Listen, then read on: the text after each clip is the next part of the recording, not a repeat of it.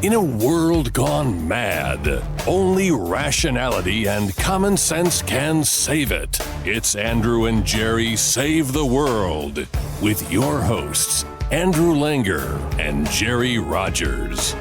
And now, here's Andrew and Jerry. Welcome to another episode of Andrew and Jerry Save the World, the aptly numbered episode 69. Andrew and Jerry say, stop the gates or shut the gates and don't pull the fire alarm. I'm Andrew Langer. Jerry Rogers. Yes, and I did screw that one up. Anyway, I listen, this is a serious show. You know, Jerry and we're gonna joke around. We'll probably make some jokes. I know I'm going to say something funny about this. But we're recording this on October 4th, and it is the day after the House of Representatives had their motion, voted on their motion to vacate or to have Kevin McCarthy vacate the speakership. The motion passed. Kevin McCarthy is no longer speaker. And Jerry called me yesterday afternoon and was like, now what do we do? And he was absolutely correct to ask this question because nobody really knows what happens next. I'm gobsmacked is not the right word, because I think in the end, nothing that this caucus does anymore really surprises me. Maybe that's a shame. Jerry, you were similarly not non-gobsmacked as I understand it. Well, you know what? It's shocking that for the first time in well over a century, there's an attempt to remove a speaker. The Republicans, right? I think. Well, yeah. I think it's a long time. Yes, and yes, it's virtually unprecedented, I think is the correct way to say this. So shocking is a proper word to use. However, I'm not surprised. Right. Like, this doesn't surprise me. One could say that Kevin McCarthy did this to himself by agreeing to have this motion to vacate at any point in time. Kind of a mutual suicide pact between him. Okay. Sorry, go ahead, Jerry. No, I just think that, as usual, everyone gets everything wrong. And it's frustrating because, you have the Wall Street Journal saying Republicans, the GOP, cut off their own head. You have the mainstream media, the Washington Post, Politico, the left-leaning mainstream, talking about the chaos. You have politicos and pundits saying, this is what the Republicans deserve. All right, so none of that is correct. See, I think all of that is correct in some way, shape, or form. Look, something can be true, but not the focus, or shouldn't be the focus. And my point is that, look, $33 trillion in national debt. Right. At the end of this year, we will have to pay out $7.6 trillion to pay off the interest on the bonds, or because people are forgetting that as inflation goes, so do and as the interest rates change, so does our debt rate. Exactly right. And then also we're running a $2 trillion debt. Look, the Treasury says there's about $20 trillion in circulation, right? Yes. Our national debt, we owe more than we have in circulation. Right. And I wanted, because you said that we have a $2 trillion debt. We have a $2 trillion deficit. I'm sorry. This year. We all do this. But I don't want to get far away from this, and to dovetail into the spending thing. Here's what irks me greatly about this situation is that we have this shutdown that was looming, and everybody thought, including you and me, thought that we were going to go into a shutdown. Now, the shutdown would not have been a disaster, but because shutdowns always accrue negatively to Republicans, we had averted the negative political consequences of a shutdown by going into a 45-day CR, which was going to put it past the election, past election day. And there are a couple of states that are having elections. We averted this. We averted the embarrassment. And then Matt Gaetz, because you never want to get between Matt Gaetz, and I'm going to beat up on Matt Gaetz. Now, I have been not reluctant, but I've called balls and strikes on Matt Gaetz in the past, but we've tried to be fair to Matt Gaetz in the past. Matt Gaetz, you cannot you should never put yourself in between Matt Gaetz and the camera or Matt Gaetz and the microphone in order to draw the most attention to himself. And those of you who are listening, you don't see me sort of looking up at the heavens as I say this. In order to draw attention to Matt Gaetz, because he no longer had the shutdown as a cudgel to use to draw attention to himself, he files this motion to vacate because he knows he's going to get huge amounts of attention. And let's be really clear about this. And, I don't want to I'm going to say something that you said to me, Jerry, and you can expound on this in a second. These people, these 8, they did not vote for the conservative version of the CR. They forced us into a situation, or they forced McCarthy into a situation where he had to negotiate with the Democrats in order to get the continuing resolution passed, right? So then they turn around, they file this motion to vacate in which they're going to work with the Democrats to oust Kevin McCarthy as speaker. I mean, this is complete insanity. I'm sorry, Jerry, go ahead. Look, the Congress, our public discourse would be better off if Matt Gaetz was not in Congress. Right. But that's true for most of the 435 members and the 100 senators. To quote the movie Clerks, this job would be great if it wasn't for the effing customers. Go ahead. But I mean, right? I mean, our public discourse would be better without AOC, without Jamal Bowman, who pulled the alarm. Right. It'd be better without Senator Menendez or Cory Booker, and without Nancy Warren. Pelosi. This Congress has behaved like every other Congress since the mid-90s. Right.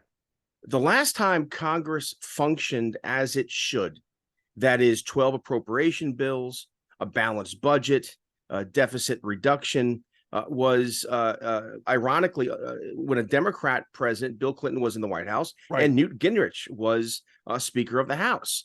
We have been dysfunctional. That's the kindest thing I can say. The House of Representatives, but Congress more broadly, has been dysfunctional since. Look, it's not just the House, too, right? Look what Democrats did with the reconciliation process to pass bills by breaking the parliamentary rules, by breaking the law, right? Obamacare was passed in a way that never should have happened. It was against precedent. It was against tradition, against the law. Right. But we let it happen, and because we called a tax a levy, or we called a levy a tax, or we called a tax a fee. They've been playing games forever. And so I agree with you and with everyone that Matt Gaetz is a clown, and that Matt Gaetz is a junkie when it comes to attention. He's a narcissist, but that makes him like everyone else. I think we should focus on if this is an unprecedented move to push out a speaker. Well, then maybe we should talk about how Congress has failed to use the power of the purse. Right. Maybe we should look at how they haven't produced the 12 appropriation bills, how they haven't used anything to curtail many of the government's spending and interference in our lives. The Department of Justice using its power and its money to infiltrate Catholic churches, and the White House. Right, the courts just ruled that the most egregious attack on the First Amendment in American history just happened. That is the White House, the Biden White House, and its DOJ, its FBI, colluding with big tech to shut people out, to censor them, and yet it doesn't even make the headlines. And so this Congress had an unprecedented opportunity to push back against all of this. All of this that's happening, I usually use the phrase imperial presidency, but we now have an imperial government. And what did Kevin McCarthy do? Nothing.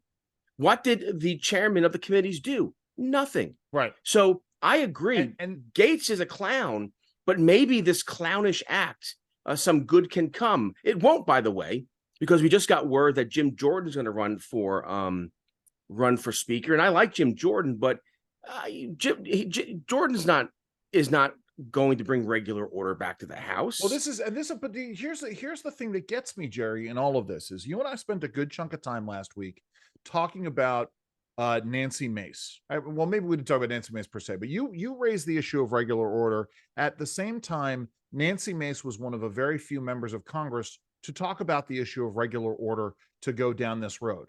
And so, literally, I talked about this on John Justice's show on Monday. Nancy Mace being this bright star on the issue of fiscal responsibility.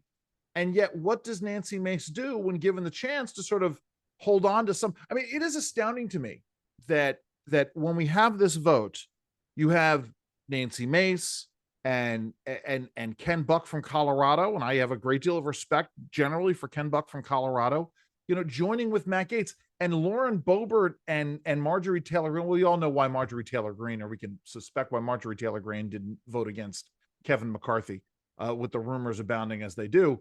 But the bottom line here is, it's like there are very few honest actors out there. I'm going to say Thomas Massey being one of very few, sort of a bright light who has talked about, why he supported the motion to vacate, Speaker Boehner way back when, but why this was a mistake now, sort of underscoring where things stand. It's just, it really is an environment. And I agree with you. I mean, and we can sort of talk about how things went on. We have talked about how things went off the rails, in the 1990s and then into the early 2000s. Andrew, this is now 25 consecutive years, right, where we not have passed the budget according to the rules. Right. Congress has been out of compliance for 25 years. Right. And we now have a structural deficit of $2 trillion. Right. Here's, I think, and again, I'm not defending Gaetz, so let's be careful here. I would not have done this, but it's happened. Right. But let's just think of this for a second. The Wall Street Journal, Politico, the Washington Post, National Review, conservative papers, liberal papers, you name it, they're all saying chaos, chaos, chaos. But I want to throw something back at them, and again, this is where I think smart conservatives. You talked about before we went on air that the conservative movement's in trouble. Well, you know what? Maybe if the conservative movement focused on the dire circumstances of our economy and also our freedoms, and again, give me an example of this. All of these continuing resolutions, they're all done in secret. Right? All of them are done in secret. And this is what the establishment is used to. And this is why they're going apoplectic. This is why they are going insane. Because God forbid we start doing the budget process in the open again. We haven't done it for 25 years. You want to, Andrew, you're doing great work on regulation, your new gig. But the fact of the matter is, because everything's done in secret in Washington, D.C., in our nation's capital, that's why the regulatory state has become so dangerous, because laws are passed, deals are made, everything's done in secret. And so maybe, again, going back to regular order and having a sunshine on the budget process, then we can better control what's going on. See, I would agree with you, and I do agree. I'm sorry, I do agree with you. The problem is that if this were a revolt about returning to regular order, and there had been more Republicans who had been calling for a return to regular order as part of this revolt, right now only one, and as clear as I can tell, Nancy, but maybe Ken Buck as well. But Briggs, is it Briggs or Biggs? Andy Biggs, and all of whom I haven't interviewed Nancy Mace, but I've interviewed both Ken Buck and Andy Biggs on my Federal Newswire show. But the point is, the Democrats don't want to return to regular order. That's why they went along with all of this. Of course, and neither do the Republicans. So, but what is our movement doing? What is the conservative movement doing? I give you an example. So Kevin Roberts, who's the head of Heritage, wrote a tweet last night saying, look, things are dire. He wasn't saying hoorah to Gaetz, but he was saying, $32 trillion in debt, a structural deficit of $2 trillion a year. We owe more than money that's in circulation. We're going to have to somehow, by the end of this year, the Congress, the government is going to have to borrow $10 trillion Right. to pay down the debt, the interest on the debt. This impacts my life, your life. Of This course. impacts the cost of everything. And so Kevin Roberts tweeted about this. And of course, the Dispatch folks, you know I'm talking about, Joan the Goldberg, former, et cetera.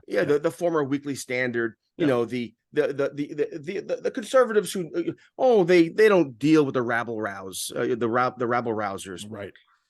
are mocking him. I mean, again, this is the problem. The problem is everyone wants clicks. Everyone wants Right. and so what gets you the clicks is the chaos. Yeah. But talking about 25 years out of compliance, talking about the dire economic consequences of the structural deficits and debt. We have a president, Andrew, who goes on TV with reporters or in interviews, and he says that he has cut the deficit. He hasn't, right, at all. But yet reporters let him say that. Right. In fact, if you look at the White House, not recently, but not too far in the past, part of their economic talking points was slashing deficits. But he's not slashing deficits. Right. But you see what I mean? It's like everything is make believe. You and I talk a lot about. Jerry, I mean, also, just not to get too far afield. I mean, this is something that Wayne Cruz and I talked about very recently, which is when we talk about, again, the regulatory state, we used to have to talk about costs and benefits. The White House has been unabashed, and maybe this gets into when they dropped the deficits talking point, Jerry, because the White House had put out a regulatory analysis plan, sort of their guidelines, their guidance for how they deal with assessing regulations. They no longer want to talk about costs, or when they want to talk about costs, they also want to talk about societal benefits, which are all made up. And so the idea is that costs no longer matter to them. Yeah. Right. It's all phantom money. Right. The great irony there is, so they want to do dynamic scoring on the benefits of regulations, but they won't do dynamic scoring on the benefits of tax cuts. Right. Of course. And these sorts of things. Exactly. It's just, but my point is, and again, I'm the crazy guy yelling at the TV set. This is an opportunity to reset the public discourse. Sure. The problem is that there's no one to do it. As we're sitting here, for a second, let's talk about that for a minute, because right now we've got Patrick McHenry as Speaker pro tem, and I like Patrick McHenry a great deal. I think he's a thoughtful guy. He's been around the block enough in Washington D.C. that he knows how things are done. We have talked about Jim Jordan, has thrown his hat in for Speaker, so but the issue is really articulating that message. And I would hope. Now, I don't know if Patrick McHenry is interested in the job, not permanently. Well, look, we'll watch the news later. But if Jim Jordan, Jim Jordan will be Speaker. Okay, my point if he wants it. My point is this, though, is that at least and you and I talked about this just before we went on air. At least Patrick McHenry, one of the first things he did when he came into the job as Speaker pro tem is he shut down Nancy Pelosi's inside the Capitol office. Why she had an inside the Capitol office still, we don't know. But she should not. And so he got rid of that. And my point in this is he's willing to sort of make tough decisions that are common sense decisions that should have been made. Well, I like about that, I'm glad you mentioned that. What I like about the congressman telling Nancy Pelosi to pack up, number one, he didn't give her a week or 2 weeks. Yeah. He said out by tomorrow. Yeah. Which was awesome. Which meant because she was in California at the time. Right. And so the Democratic leader, Hakeem Jeffries, had to scramble, get staffers to move her office. Now, just for our listeners, our viewers, Nancy Pelosi has a inside the Capitol, beautiful office space. Why the Republicans let her keep it? Well, tradition. This is what is done. The kind of Speaker emeritus. But why I like this move is because it's, those days are done. Those days of just doing something because we do it is over. And why give Nancy Pelosi any courtesy? And Steny Hoyer, by the way, his inside the Capitol office he was told to move. Yeah. Why are we giving these Democrats who lie and cheat, who again, Nancy Pelosi, who ripped up the State of the Union, right. And unprecedented. most importantly, she's not only is she no longer speaker, she's no longer House Minority Leader, right? It would be one thing, but right, but you give, she has gravitas, but my point is that, but the point is, screw them. Yeah. Well, yes, yes, in the same way, by the way, let me just sort of set a little bit of context here. When the Democrats have taken over, I don't know if Republicans do the same, quite the same. It sounds like they don't. But when Democrats have taken over Congress from the Republicans, they screw over Republicans when it comes to office space. So I'll give you a prime example. Our good friend Paul Teller from Advancing American Freedom, when he was chairman of the Republican Study Committee, or not, when he was executive director of the Republican Study Committee, I don't even know if you know this, Jerry. When the Republicans went into the minority, I think in like 06, I don't know, sometime around that time, whenever it was, the Democrats moved him into an office that was literally built into the elevator shaft in the Longworth building. I mean, imagine, that was his office space. That's what they do. Yeah, but again, I don't think this is a good move by the congressman, because it's tit for tat. They do it to us. I think it's a good move. No, I'm just saying that we've been on my point is we've been on the losing end of this, is then we don't do this, and it's just a matter of going down this road. Here's the other thing that gets me about this, Jerry, because I do want to dovetail it into this other story that's out there. We had a really good narrative going in terms of this discussion of Congressman Jamal Bowman pulling the fire alarm over the weekend in order to delay the vote about averting the government shutdown. It was a story. It was a story that was continuing to have legs because the guy could not seem to figure out how to get out a real narrative on this. We had the initial story and his confusion, and then they couldn't use the confusion story anymore because the door was clearly marked. Then his staff tweets out a set of talking points in which he says the Republicans ought to focus on Nazis within the Republican Party. He then has to walk back that set of talking points. And we turn around and here's Matt Gaetz. This is the thing, right, Jerry, is that it's about Republicans continuing to snatch defeat from the jaws of victory. And it gets into what we've said before about Republicans being the stupid party. And it's like, something, let's not get ahead of our own feet for a while. Well, let me push back a little bit, and that is, when I did the radio show, the WBAL Sunday show, my show on Sunday, I said, you still have one of those, huh? I made a big deal over how everyone was so up in arms about the prospect of the government shutting down. Number one, the government doesn't shut down. It's not a government shutdown. Even the phrase government shutdown is not a description of what happens. The government does not shut down. Nothing shuts down. Non-essential federal workers are temporarily furloughed, yes, but the government functions, right. Period. It's not a shutdown. Number two, so what if it does break down? Shut down again, Jerry. I'm just talking about it from purely. Well, but this is the thing. So political dimensions. But see, this is the problem with McCarthy, right? McCarthy is still playing the game with their home field, on their home field, their advantage. Republicans have to shift the game. I tell you what, I think maybe the best thing that could have happened, long term, is let it shut down. And sure. and I would send the caucus. I send all my members home and say, what? We're not reopening the government until this administration is serious about spending priorities. Look, you had all right.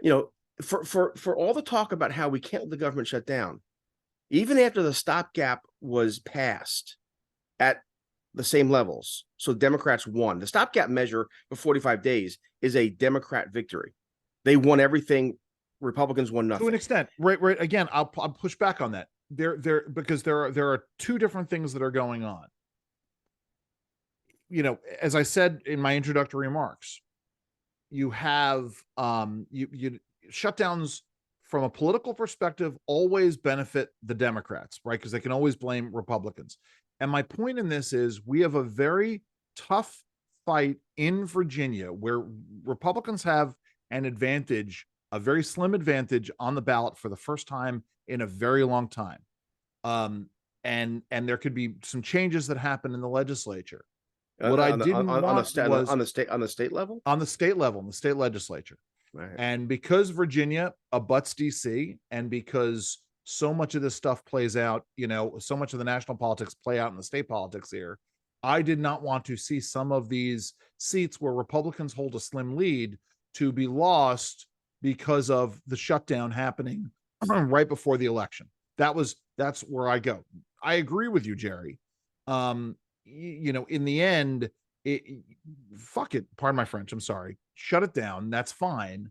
But we, to use a phrase that I have not used yet, we have a real problem with looking like a bunch of monkeys trying to hump a football. And that's from Herb Brooks, the great Olympic hockey coach.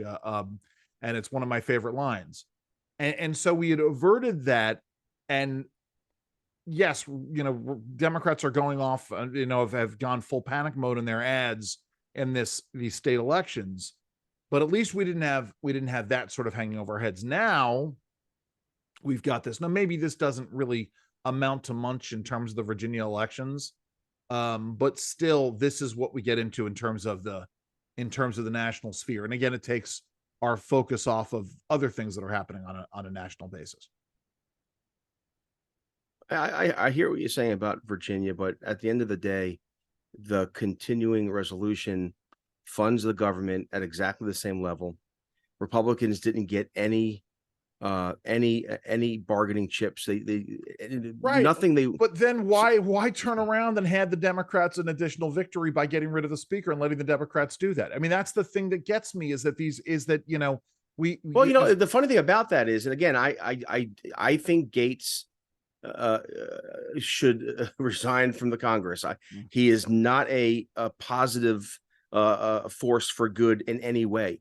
But that being said, Gaetz did tell the speaker, if you make a deal with the Democrats for a continuing resolution, then I'm going to move to vacate. He said basically, what it translates into is, Mr. Speaker, if you make a deal with the Democrats to fund the government, I'm going to make a deal with the Democrats to get you out of office. I mean, that's insane.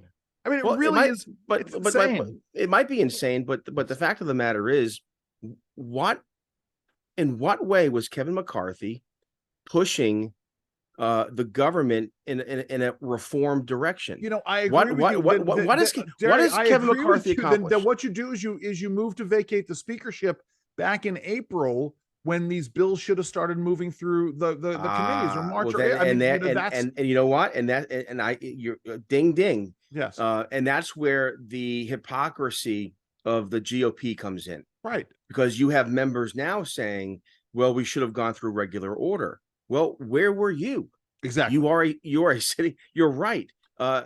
This should have been done earlier. But then again, there are reasons not to do it then. I mean, there's always a reason not to be responsible. There's always a reason, not to do the right thing. The thing, right? And this gets into a conversation that I had, I'm sure you had, I can't name him, but a very good friend of ours in the public affairs firm in DC, who was very concerned in the months leading up to the 2022 elections. Very concerned about Republicans making themselves look like a bunch of idiots, focusing on going after Biden, the possibility of the impeachment, and not focusing on the fundamentals. And I understood what he was going at. Here's I guess where I come back to. We can walk and chew gum at the same time. In fact, we should walk and chew gum at the same time. I agree. If you are going to go down the road of peeling back the things that need to be peeled back with regards to the Biden crime family and what's happening in the various agencies, all of those things, then you have to make sure that on the same token, you're engaging in the fundamentals of your party. And that means going down the road of returning to regular order, having, the appropriations bills go through the appropriate process, to use a word in two different ways. And not sort of go down this road of, okay, well, I'm gonna focus my attention on all of this other stuff, and therefore regular order is going to have to suffer. You should be a deft enough speaker. And well, yes. Look, at the end of the day, you're right. Do Republicans look chaotic? They do. Although part of the reason why we think they're chaotic is because we're told it's chaotic. And look, and even you and I can fall prey to that. I'll give you an example. During the Trump administration, Donald Trump went to Charlottesville. Right. And he was accused of saying that they were good people on both sides. Fine people on both sides. Right. He never said it. Right. He never said what they said he said. He never said they were good Nazis. He never said they were good white supremacists. What he was talking about specifically was there were two sides on whether the statue should come down. Right. And he said on both sides of that argument, there are good people. But they, of course, took that and applied it to the racists and the anti-racist, or the racist and those protesting the racist. And the thing is, I believe the racist and the fascist, Jerry. I mean, let's be really clear. Okay, yes, that's right. The racist versus on the one side. But here's the thing, I was a bit lazy at first, and because it was everywhere, I just assumed it was Trump being inarticulate again, Trump saying something stupid. But then I decided to go back and actually look at it, because a guy named Steve Cortez, who's a Republican consultant, used to be on CNN all the time. He wrote a piece for Real Clear, and he made the case. The man never said it. Right. And I was like, is this right? And I went back and I looked at it. I said, oh my goodness, he never said it. Right. My point is that when something is just considered to be the truth, the common understanding of what's happening, even the best minds can fall into that trap. So here's my point, a long way of saying it. Maybe the Republicans, this isn't chaos. Maybe this is a proper response to a fiscal emergency. I would agree with you if there were any articulation on the part of the folks who were involved that they had voted this way because it was in response. Well, I tell you, I did go back and I listened to Biggs on the floor of the House, Congressman Biggs. Right. And he was articulate. Yeah, no. Okay, Jerry, I understand for the reason why the reason why. But the problem is that when you have 8 people who are going and getting the Democrats to do this, that's chaos. That is. Well, let me ask you. But let's again. This is interesting. Yeah. Like, what's chaotic right now? The House is functioning. You and I are doing our podcast. You're working today. I'm working today. My kids are at school. No, but I'll say so. Where's Jerry, the chaos? The chaos is, well, there is chaos because we haven't returned to regular order, and there seems to be a complete and utter disinterest in returning to regular order. Well, that's the way it's been. But again, just because something has been chaotic for 25 years doesn't mean that it's not chaotic now. I mean, you can say that chaos may be the natural state of being up on Capitol Hill, but that doesn't make it any less chaotic. The fact that we had an unprecedented removal of the speaker from his office when there's been no actual, like you can understand that if the speaker had been engaged in malfeasance, right? If there was some crime that was involved necessitating the speaker to vacate the chair, then I would understand that. That would not be chaotic. That would be, an orderly process to remove the speaker. But you have one lone congressman saying, I don't like what happened on a Saturday to keep the government nominally open. I'm gonna remove him from office, and I'm gonna go get a bunch of Democrats on board with me to do it. Let me ask you this. Chaos. All right. Well, a couple. Let's just be clear though. Yeah. Gaetz didn't make a deal with Democrats. No, but Gaetz knew that in the end, the only way he was going to get this done was by essentially, I'm gonna go do this, and a bunch of Democrats are going to vote for it, and I'm going to get what I want. That's chaos. Yes and no. I don't know. Everything is still happening. Staffers went to work today. Washington is functioning. The military is still doing its thing. The border is still open. Jerry, but okay. Let me be really clear, right? So January 6th, was chaos. That doesn't mean that, things didn't happen the way that they were supposed to, that the rest of government didn't function. But the riot in the Capitol on January 6th was chaos. We still voted, Congress still voted to affirm that Joe Biden was president of the United States. The agencies happened, the other functions of government happened. Yeah, but I look. I mean, don't want to. I'm just, your definition of chaos seems to hinge on things. Yeah, I don't want to get narrow on this. But the fact of the matter is, there is a speaker pro tem.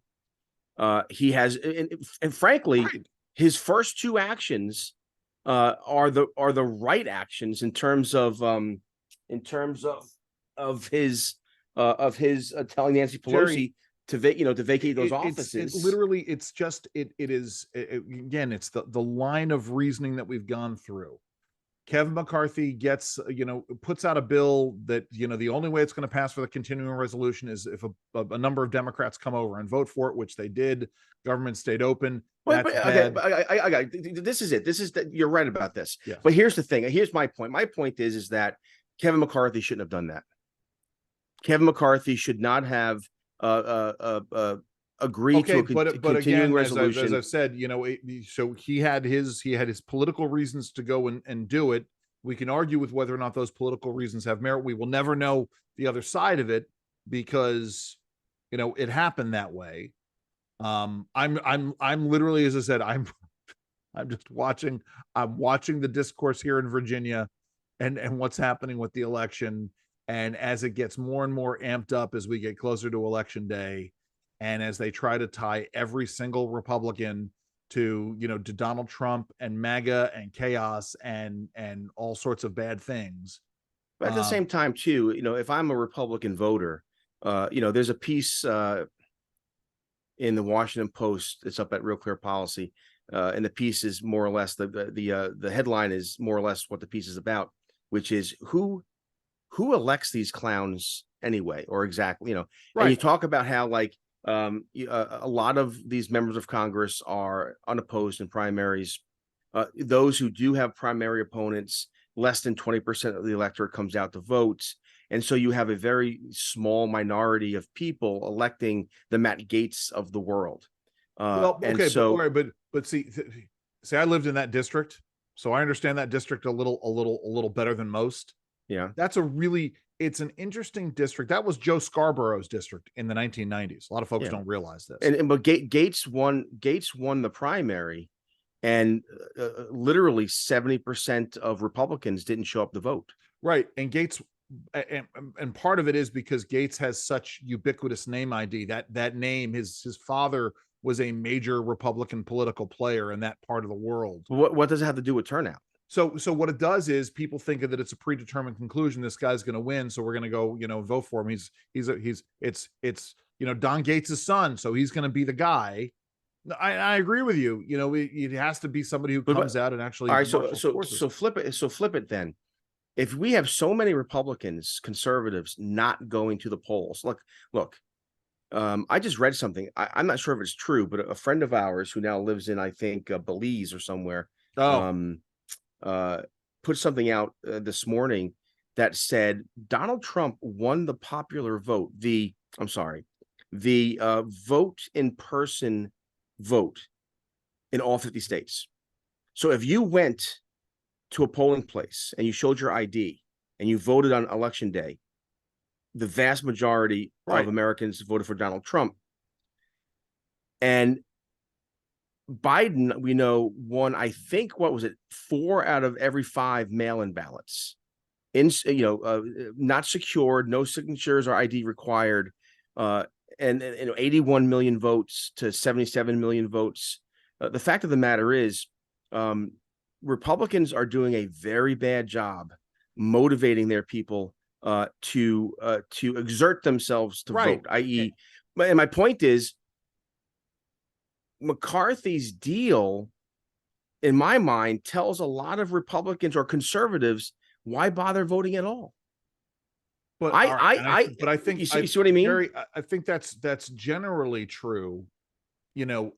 listen, again, it's a corollary to, why bother voting at all if Donald Trump tells you your vote's not going to count. I mean, that's all of right. There are the covert ways of telling folks not to come out to vote, and there are the overt ways. I want to come back to Jamal Bowman in a second, Jerry, because we really haven't talked about this, but I am going to offer up my own little conspiracy theory in all of this, which is, and I'm just going to say it, there are forces out there that want Americans turned against each other, that want to foment chaos in our political system, that want a very small number of people to make these kinds of decisions and to act stupidly and to go off the rails.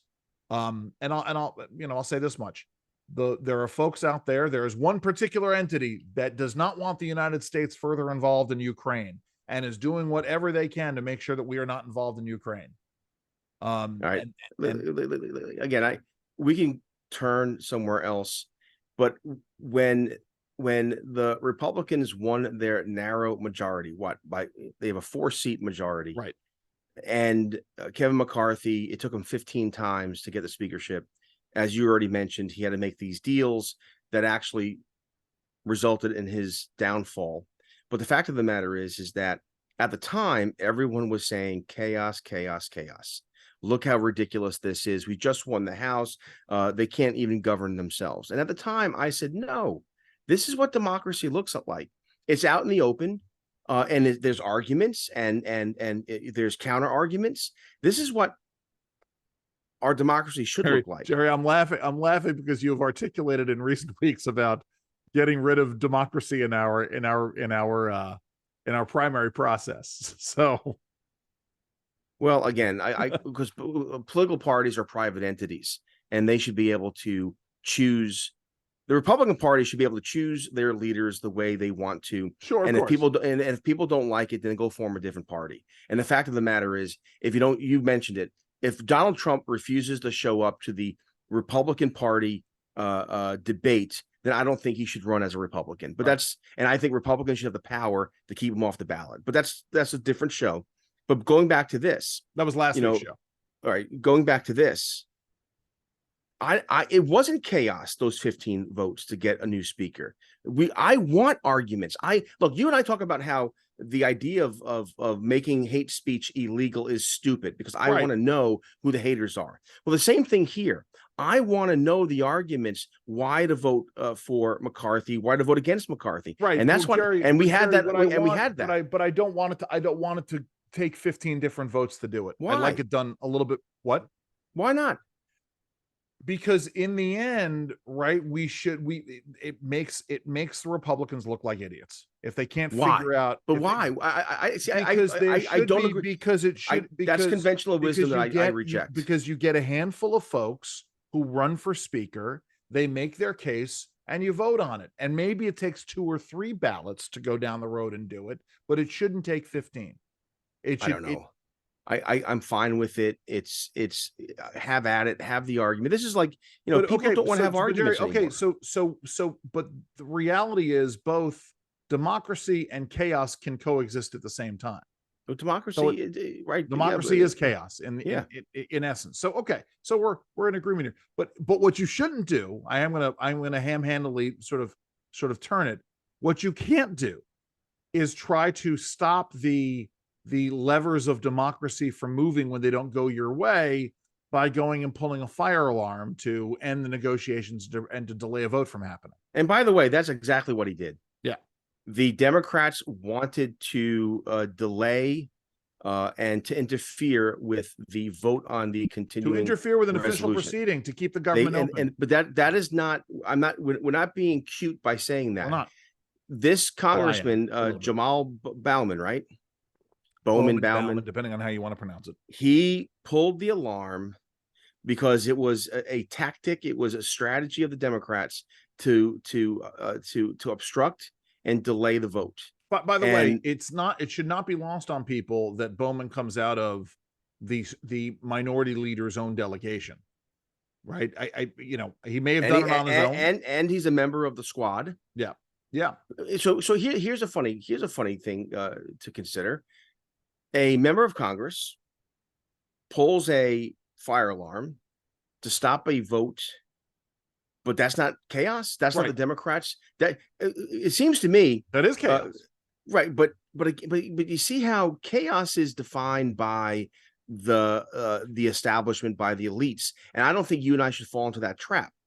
See, I vacating the speakership, I think, is democracy. It's inter-party arguments. Have at it. Let's. He's a failed speaker anyway. Let's move on. Let's get someone different. I don't find it to be chaotic at all. The New York Times thinks it's chaotic, and the folks at the Dispatch think it's chaotic, and the Wall Street Journal, editorial page, which I like, thinks it's chaotic. Right. And I think. And there are plenty of other conservative writers who think that it's chaotic as well. But go ahead, Jim. And I don't. I think Kevin McCarthy had to go. He was a bad speaker. He was leading this Congress in the wrong direction. He did nothing. Listen, Andrew, McCarthy did nothing to bring regular order back. He did nothing to stop the DOJ from infiltrating Catholic churches. He did nothing to stop the White House colluding and working with big tech to censor Americans. He's done nothing to stop the DOJ from arresting, prosecuting, and convicting people who pray outside of abortion clinics. He's done nothing. I mean, when I say nothing, Jerry, he literally, McCarthy has done nothing. Well, no, that's not all right. See, that's not true either, because how? Okay, what has he done? Time out, Jerry.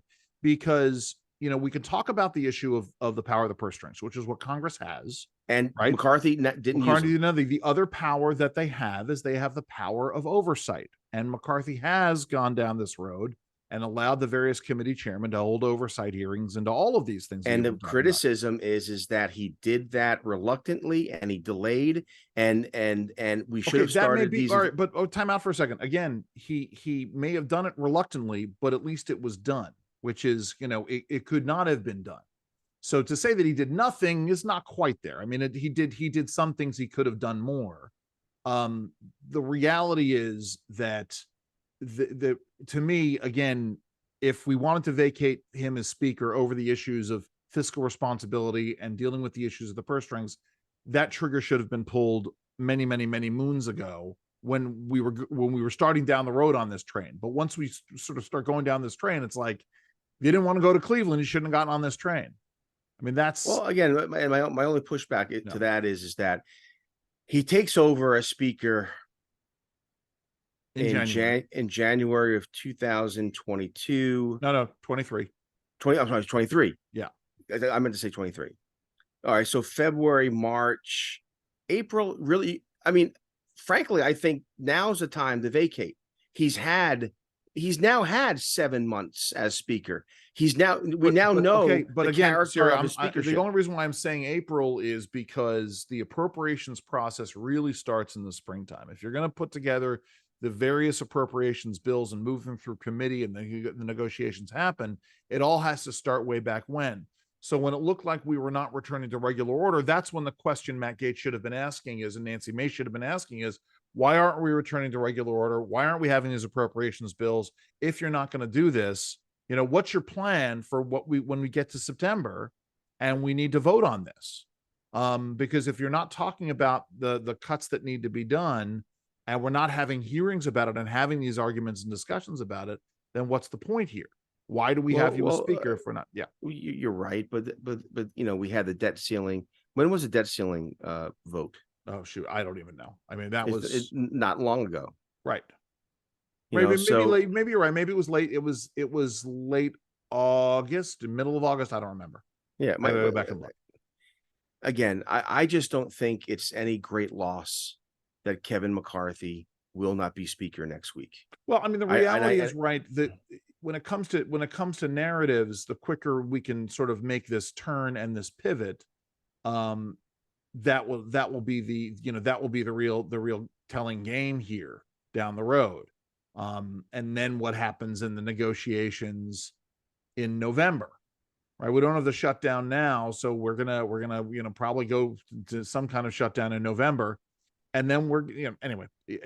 Well, the funny thing about that, going back to your argument about the elections in November of 23. So the CR goes until it's after the November elections, right? 45 days. All right, so it's 45 So days. November 15th or thereabouts. But now we're closer to 2024. Well, sure. Now we're closer to Christmas. Right. So now and it gets into the primary season, which is, this is the other part of it. And McCarthy did no one any favors by kicking this down the road 45 days. Well, no, he did some favors because he pushed this past this November's elections. I know, but I think it's myopic to think that just because of the Virginia elections, we can, completely screw up the budget process. I mean, but keeping in mind the budget process is already screwed up. I mean, we've already. I know, but my point is I'd rather strategically, I'd rather have the shutdown in October and have a deal and get it done with than it be December and we're dealing with a shutdown. October's for national politics. It's better to do it in October than do it in December. I'm going to disagree with you because I think in the end, right, what happens on the national scale between December of year X and November of election year the following year, there's plenty of stuff that happens in between, December of 2023 and November of 2024, such that, if there's a shutdown in November of 2023, the impact on the 2024 elections will be nominal when taken into account with everything else. On the other hand, right, it does spur the discussion going into the heart of the primary as to where we are as a people. We did the show last week. Before the debate. We didn't even have a chance to unpack the debate. We were sort of going in, right? We did the show last Wednesday, as I recall. Did we talk about it a little bit? No, we talked about it going in because Thursday, the debate was Wednesday night. I was in DC on Thursday and Friday. So we didn't have a show. I mean, by the way, did you happen to see Ron DeSantis on with Bill Maher? I saw parts of it. Yeah. All right. So here's the thing that gets me. I don't know why it is that Ron DeSantis performs so poorly on a debate stage, and yet performs so well in a one-on-one situation like that. And maybe it's the group debate. Maybe he'll fare better against Gavin Newsom at the end of November. And I think he will. But it's really odd to me because he did a very good job. He came off as personable. He didn't come off as sort of effeminate. So anyway, I just don't understand why he performs so well there and not in the other settings. Well, because I mean, the truth is the debates are stupid. Well, they're not even debates. It's silly questions and talking points, silly questions, and try to get a one-liner. It's dumb. There's nothing substantive. They're stupid. We shouldn't even have them. We should get rid of these debates, and we should go to a more conversational, almost like talk show kind of setting where Fox or CNN or MSNBC or the New York Times brings, like editorial board meetings, bring in the candidates who are running, maybe bring in two at a time, your idea, bring two in at a time, and have a substantive conversation about the issues. The debates are moronic. They are horrible. They're no good. You want to talk about a clown show or monkeys humping a football? Just look at any of the GOP debates. That's why DeSantis doesn't do well. But okay, Jerry. So now I'm gonna tie it all together here, because essentially, now maybe that's just it. Maybe because it's not an actual conversation, but it's a forced conversation. That's why it comes off as weird as it is. But we've just gone through talking about having these discussions in public, discussing, the issues of the day and how we approach them.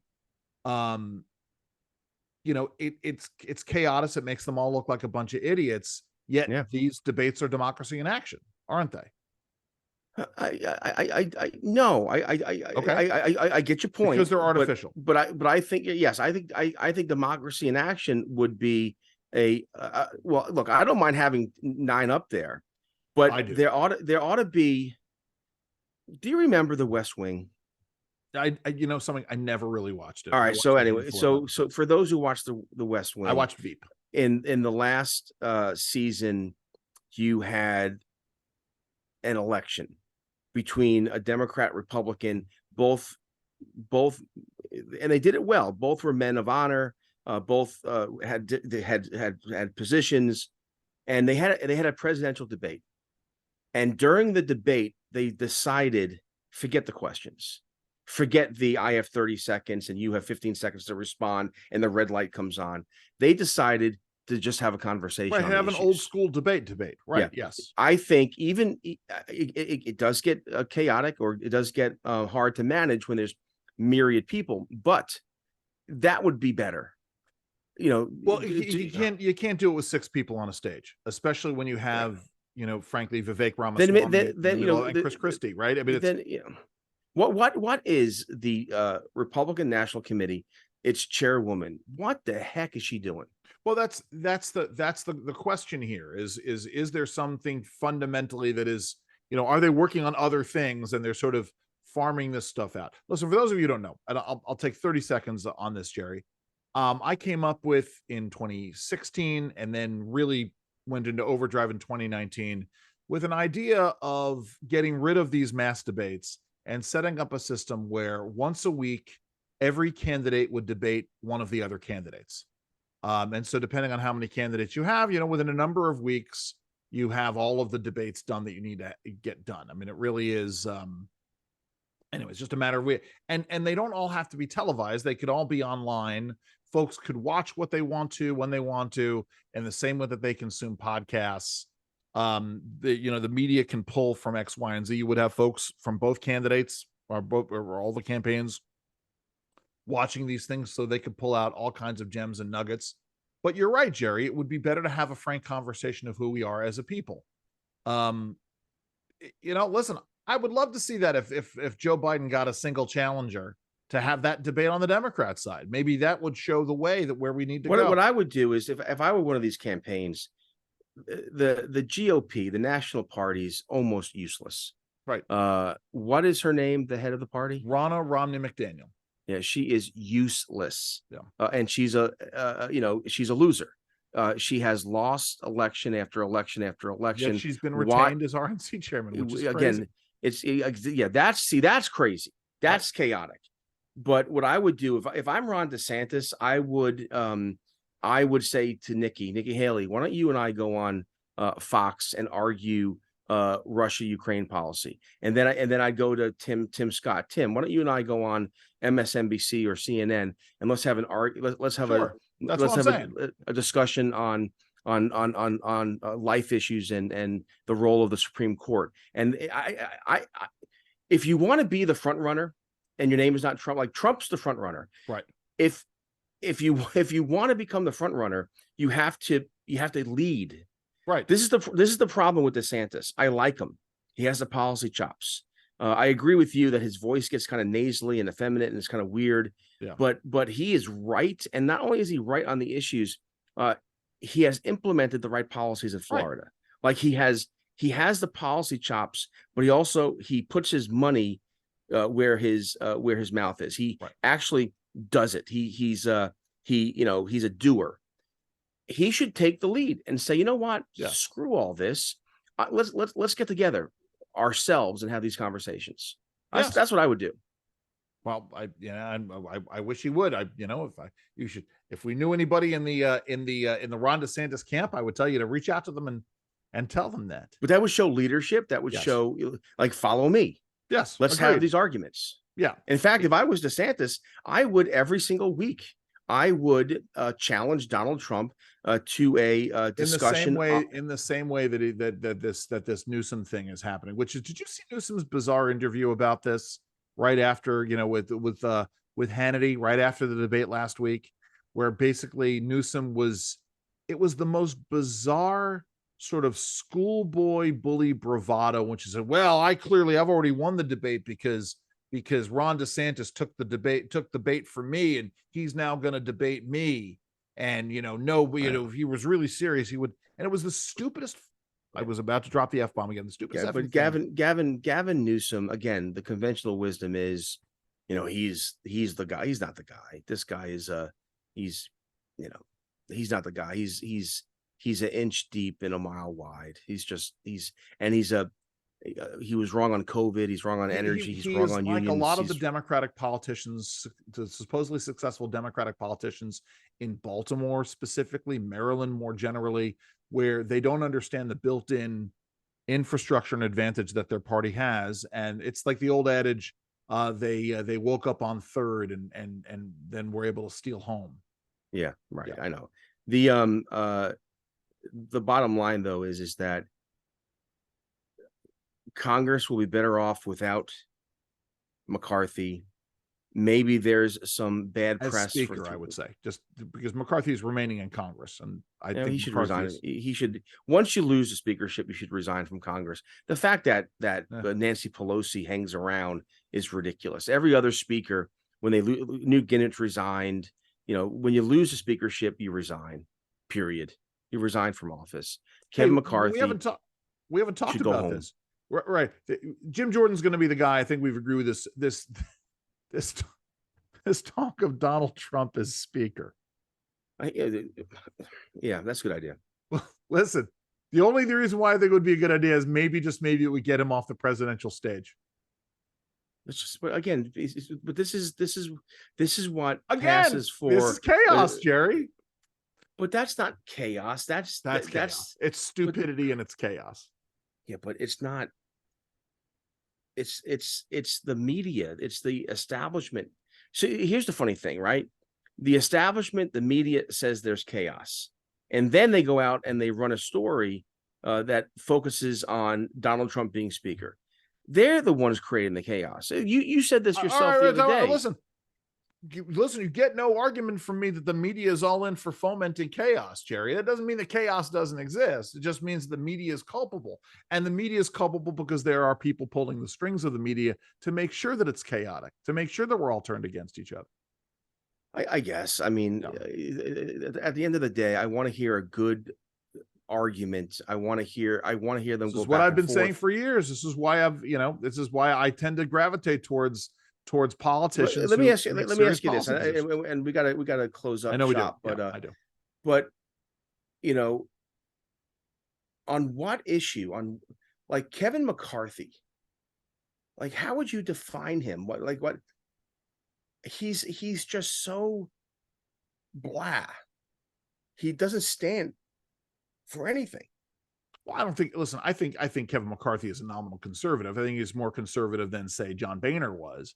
But what Kevin McCarthy had going for him is that he at least understood how the trains were supposed to run on time. Really? Yes, he was. Yes, I would say that was the only thing he had going for. But the trains didn't run on time during his speakership. Well, the regular order, we did not have a return to regular order. We had other things that were going on. Like what?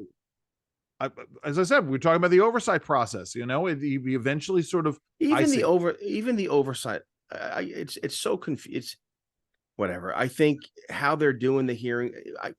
I don't think this Congress, as of yet, has produced anything worthwhile at all. Nothing. Well, again, I'm not sure. I'm not sure how you go about defining that, Jerry. I mean, I don't know. All right.